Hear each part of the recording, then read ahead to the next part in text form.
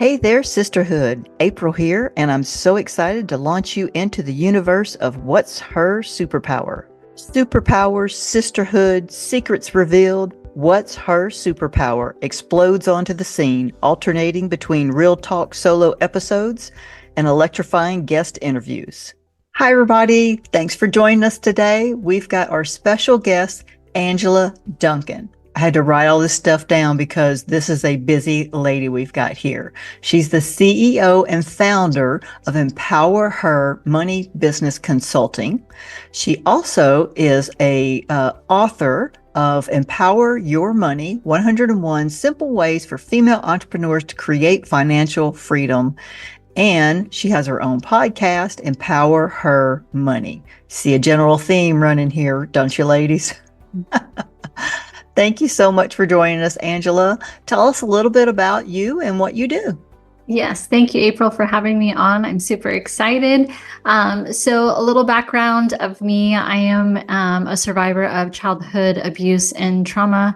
I lived in poverty and we moved more times than I can even remember. So when I was 18, moved out of that situation, decided that I needed to learn about money because my 18-year-old version of myself thought if I had money, wouldn't have to have gone through what I did as a child. And so what I realized many years later, though, is that perhaps if my mom had better financial education, she wouldn't have stayed in that situation and I wouldn't have had to endure the abuse and poverty that I grew up in. But it definitely, taught me a lot as a child. And so I kind of started on that financial journey, went to college, was a financial advisor, owned an insurance office. And then today I'm just, utilizing the platforms to be able to teach women about money.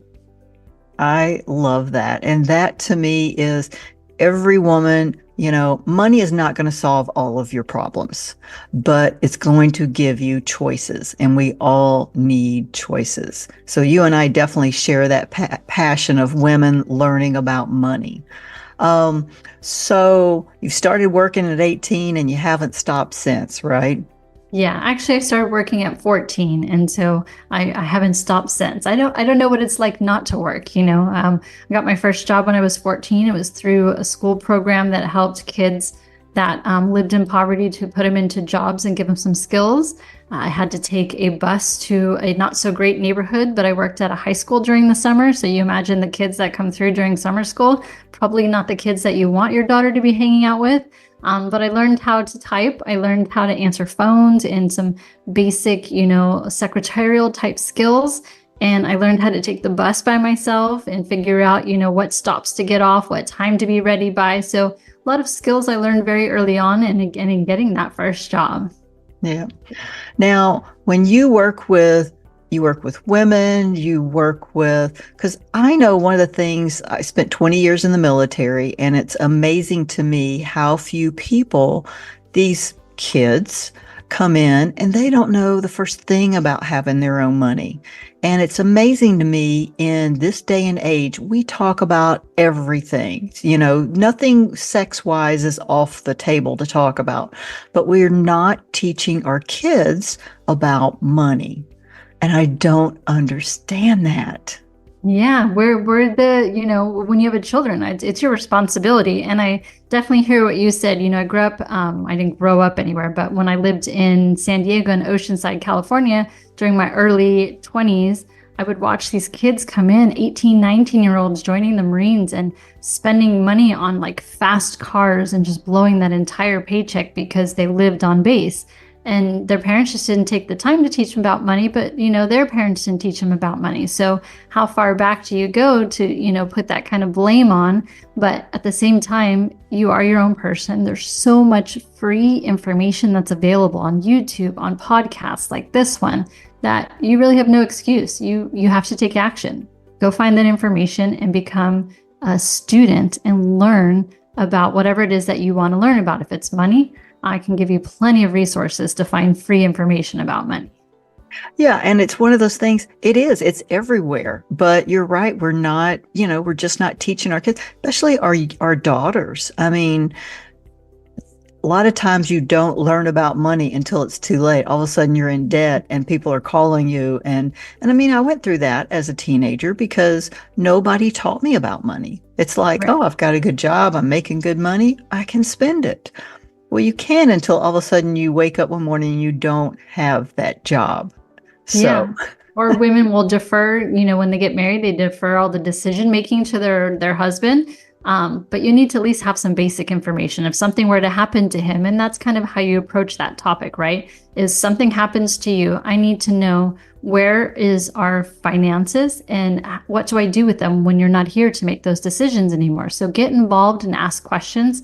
I mean, in the US, we have over a 50% divorce rate. So like you said, most women aren't learning about money until they're divorced, or maybe they inherited a property and they don't know how to manage it, rentals from their parents, or, something, life happens and they have a child and they just don't know what to do. So it really is upon you to be able to take that action, but know that it's okay, that if you don't know about money, it's not a scary thing. I like to think of it as a tool. It's just a tool in your toolbox, just like your car, just like, this camera and this laptop that we're talking into right now. These are all just tools. So when you take away the money piece of it and change your way of thinking about it and just think of it as a tool, then perhaps you can kind of shift a little bit to want to learn more. How do I use this tool? I have it, it's available. Now I need to utilize it in the best manner as possible so that I can create more financial independence by what I already have in my hand right now with this tool. yeah, definitely. And a lot of times we're brought up from a mentality of scarcity. Oh, we can't afford that. We can't afford this. My mother, bless her heart, she had 6 kids. Back then, and even now, women didn't get paid as much. She would never tell us, oh, I can't afford that. Like we'd go to the store, there was candy there. Can I have a candy? Oh, they're not selling that today. Yeah. And as a child, I didn't know, oh, okay, they're not selling that today. But as an adult, I thought, how smart was she? It wasn't that we couldn't afford it. It was that they weren't selling it today. So what are we teaching our kids when we say, oh, I can't afford those jeans that you want, or I can't afford, we can't afford a new car or whatever. That's a scarcity mentality. We have to be teaching our kids responsibility, but we also, want them to know that you can make money. Money's there. But like you said, it's a tool, but you have to have that mentality of abundance and not scarcity. Right. And, have some fun with it. If you're a parent and you have a child, let's play some games. Let's think about dreaming. What kind of business do you want to open? What do you think it costs to open that business? What kind of resources do you need to, rent a building? Do you need to buy equipment? What do you think that costs? And how much money do you need to make to be profitable, and just doing some simple, you're teaching them math essentially, but you're also teaching them to be an entrepreneur and to dream bigger. So instead of watching TV or like football on Sunday, kind of play the money game with them and teach them about business from an early age. And the other thing I always challenge parents with as well is those that are taking the responsibility and teaching their kids what the financial education is not going to teach them, which is money, then also find other kids whose parents are doing the same so that they can dream bigger together. Because what happens, and I think I found this with my daughter, is I started her at a very young age. We would go to real estate properties. I was teaching her about investing. She had a job at the company. I was teaching her about taxes and savings and investing, but I never put her around other kids whose parents were doing the same. So as she got older, she would want to talk about certain business terms or investing. And the kids around her, now she's in college, sometimes they don't wake up till noon. They don't have a job. They have a credit card that their parents pay for. They have no concept at all about money, which, I'm not going to tell other people how to parent, but get your kids around like-minded kids so that they can grow and flourish together. And who knows, maybe they start a company someday, but at least they don't feel alone because they have knowledge that other kids may not have the advantages of. And they can want to teach other kids, but also be around kids who are like-minded to them. Just like as adults, we want to be around people who are like-minded so we can grow and, help each other.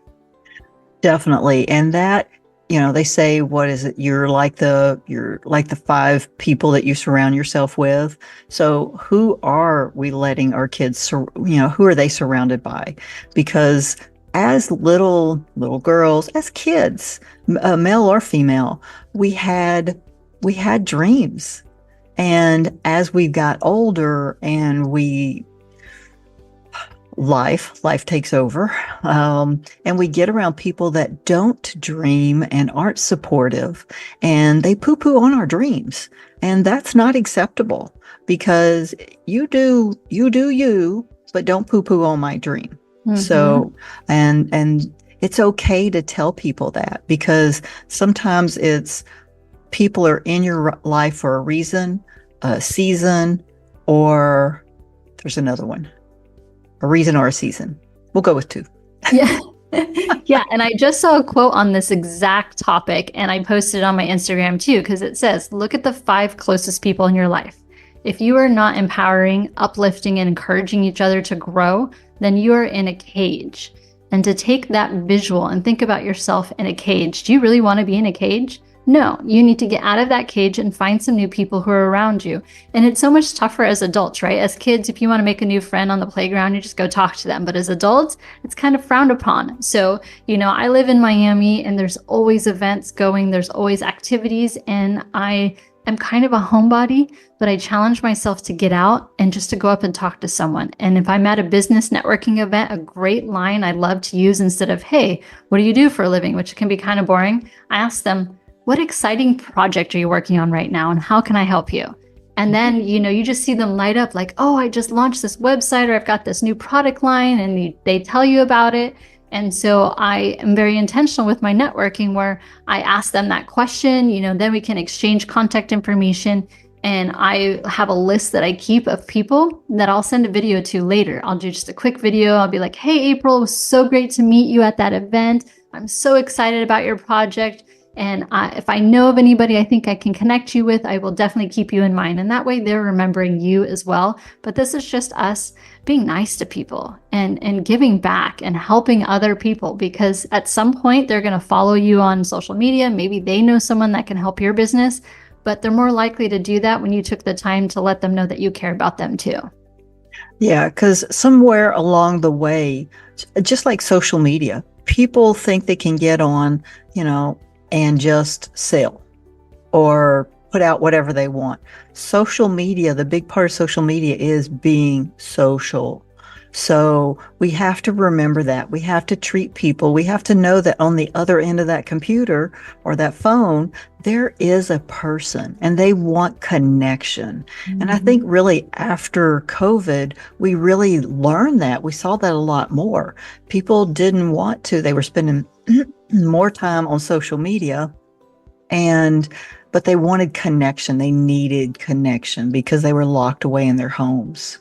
Yeah. And I think even post-COVID, I've seen some statistics where people are saying, as entrepreneurs, as solopreneurs, that we feel the loneliest we've ever been, because what COVID did was given us permission and all these platforms to go virtual. And so we're not being in person. And while I love talking to you on this Zoom podcast, I know that in person, the energy and the synergy between us would be much different, and you walk away with a different feeling. So you don't feel that loneliness, but just, get out and meet new people, challenge yourself. Don't be home so much. And there's still free things that you can go do, even if you just go sit at Starbucks and buy a $5 coffee, you can sit there for hours and just talk to people, or go sit at your, local restaurant and sit at the bar and just order some appetizers during happy hour. It doesn't have to be expensive, but you definitely need to get back out in the world and to socialize, so that we can continue to have a positive, impactful life, that we are uplifting other people, because it's not about me. It's about the responsibility that I have with my gifts to give back and to help other people. And when you do that, I just think the world can be such an incredible place. Yeah. And that's what I want. If you're listening to this, sorry. If you're listening to this, I want you to really listen with an open mind and think, what gifts do I have that I can put out in the world? Because I can guarantee you know something, or you've been through something that somebody else could learn from. And I know we try it with our kids all the time. They don't listen. So But there's a lot of people out there that will listen to you. So if you don't know what your gifts are, ask your friends. Ask your friends that call you. You're the person that they go to because there's something about you that attracts them, and you have that gift that you can give somebody else. Yeah, and don't devalue it. I have friends who love to cook and they think, they stay at home with their children and they cook and clean. Well, I don't like to cook. I don't really know how to cook. In fact, I like to say I'm allergic to my kitchen. That's why I go out and get food. But that's a gift. If you know how to cook, if you can look at a cupboard and throw some stuff together and people actually eat it, that's a gift. I have a friend who's incredible with putting wardrobes together. She helps me when I go shop. If I'm speaking at an event and I want to look and feel amazing, then she tells me like what flatters my body type, what colors look good with my skin tone. I don't know that stuff. That's her gift. And so understanding what your gift is, not putting it down, but understanding that people might actually need it. And if people are asking you questions, like you said, if someone asks you questions about something, most likely that's your gift. Own it and use it and give it to other people. Yeah, exactly. So we're going into a new year, Angela. What are like 3 tips that you can give our audience that, if they're like, my money's a mess, I don't even know, I don't have money, I don't know where to start. Where would you suggest that they start? Yeah, my first one is with your own health. If you don't have great health, then you're not going to have focus. You're not going to be able to have a great mindset. A lot of negativity comes into your world when people are unhealthy because they're tired, their body hurts, and you can make a lot of excuses on when not to do things because you're just not healthy. So number 1 is health. That's on my list this year. I let it slide a little bit last year, was working way too many hours, and it's very easy for entrepreneurs to do. But if you're not taking care of yourself, how do you take care of anybody else? So health is number 1. Number 2 is to take the time to invest in yourself. So one of my goals this year is to be in the top 1% globally for podcasts because I want to reach more people and impact more people with financial education. Well, I need to learn how to podcast correctly. How do you interview people? How do you get on other people's podcasts? So I spend 30 minutes every day doing research and learning more about being the best podcast host I possibly can be. So that's number 2 is I'm taking that time to invest in myself. And number 3, give yourself permission to have some fun, take some time off, whatever that looks like to you. I live in Florida. I'm in Miami. I'm close to the water. The water for me is just refreshing. It helps clear my mind. I leave my phone in the car and I go for a walk at the beach. I do bring a notebook and a pen because I find that I think about things and then I forget them when I get back to my car. So I don't want to have my phone with me. I want to spend time in nature and listen to the water and enjoy the sunshine, but I've got to have that notepad because that aha moment might come and then I forget about it when I get to the car. So those are my 3: health, invest in yourself, and allow yourself permission to take time off. Yeah, well, it's good to know because you're younger than I am. So it's good to know that I'm not the only one that remember or thinks of stuff. And I'm like, oh, that's so good. And then later, usually it's when I'm in bed and I'm trying to go to sleep and I'm shutting my mind down and I'm actually quiet and and I'm like, oh, so I got to reach over, grab my phone that's on the charger and make a note or, No, put a notepad there. Put the phone in the other room. I mean, I have a daughter, so she's like, if she calls me, I have a certain loud ring that happens. But my phone is in the other room at nighttime because it's so easy for you to pick it up. Someone messaged you, text you, social media message. Like, I don't want the phone there. I have a notepad and a pen, and I do the same thing when I'm sitting at the couch watching YouTube. I have a notepad and a pen, no phone, because if I'm focused, then I'm going to be able to get that information I'm seeking, and it'll take me less time because I'm not getting distractions from that phone that can be so easy for us to pick up and get lost for an hour. Yeah, I mute my phone at night. Everybody knows that if you want to get in touch with us, you need to call my husband because I am not going to I've got it set up for special rings for certain people, like the kids. But yeah, no, I mute that thing. I do not want to hear that noise going off all night long. Yeah, absolutely. And like the self-development, just everything you said, I was like, yes, yes, yes. Self-care is huge. And we just, as women, we don't take that time for ourselves, but we cannot pour from an empty cup. Mm-hmm. And I believe that as women, we are the nucleus of everything, whether it's family, it's community, it's church, it's everything revolves. We've got our hands in everything.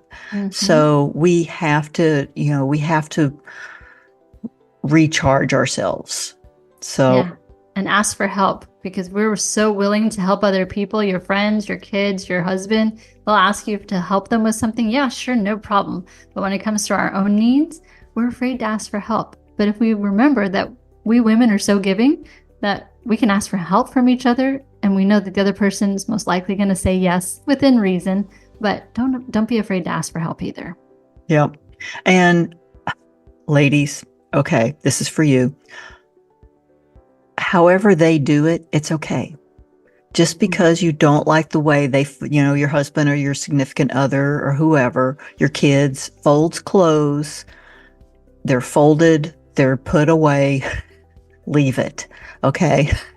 It's not the way you would do it, but it's done and you don't have to do it. So live with that outcome and just move on. Yeah. Life is too short to worry about how a towel is folded. Right. As long as no one is harmed, then it's okay. Yep. So what's in store for your empire that you're building this for 2024? I know we just talked about goals, so you do monthly goals of not yearly, but I'm sure you have big things in the works. Yeah. So for me, it's the financial education to be able to reach more people and to teach more people about money. I am super focused on the female environment, especially entrepreneurs, because they're great at growing businesses, but not always great at keeping that money. So I challenge them if we look at your books and that information.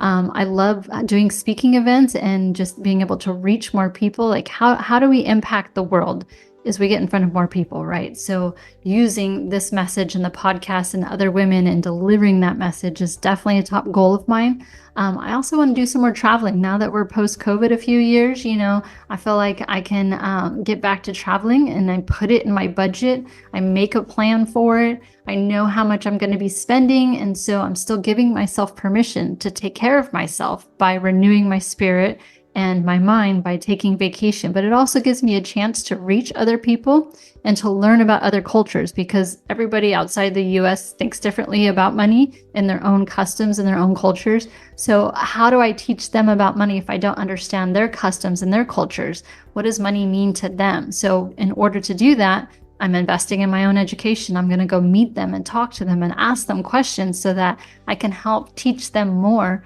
in a manner in which makes sense for them too. Yeah. And it is so important. And having been in the military for 20 years, I've traveled just about around the world. So it really is, once you see the lifestyles of other, and you live in their culture or visit their culture and you really open yourself up to it, they're so different than what we're used to, what our normal is. So yeah, matter of fact, I will be in your neck of the woods in October. Me and some Navy girlfriends, we were stationed together in Guam. We're going on a cruise and we're leaving out of Miami. So Oh, yay. Well, come find me. I'd love to grab dinner or lunch or something before you head out. yeah, that would be fun. All right, I've got two final questions. So, as in your business, as a female, what do you think your superpower is that you bring into your business? I feel like when I teach people about money, it's coming from my heart. And when you come from your heart, people just receive that information so much more than when you're trying to be logical. I mean, money is logical, numbers is logical. But when you tie an emotion to what your goals are, do you want to pay off your house? What does that feel like for you? Who's there with you? Close your eyes, envision that moment. Who are you celebrating with? And when you tie that heart to the emotion and people can tell that you care and you want to help them really achieve the goal, and you're not just a teacher hammering down about stop spending money, or like your parents used to say, like, you don't have money, why are you buying that? No, take all of that out of consideration and let's lead with our heart first so that we can impact more people. And the more that you learn about money and you teach your kids, you're changing the generations in front of you. Like, think about that impact. How amazing would it be to know I'm a Christian, so you're up in heaven, you're looking at your great grandkids, and they're still practicing things that you taught your children. So that for me would be just an amazing experience. Definitely changing legacies. Yes. So love that. All right. Final question. What is your word for 2024? What do I want for my word to be? I'm probably going to come back to health.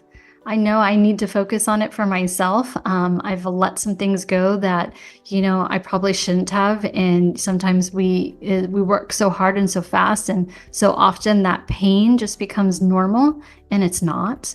And so I have to give myself permission to take time off to really figure out the health issues. And so my word for right now is health. Well, my prayers are with you that you get everything under control, because you have so many gifts to get out into the world that I just can't see wait to see the impact of, all the great things that you're doing. So thank you. Thank you so much for your time. I know you're a busy woman.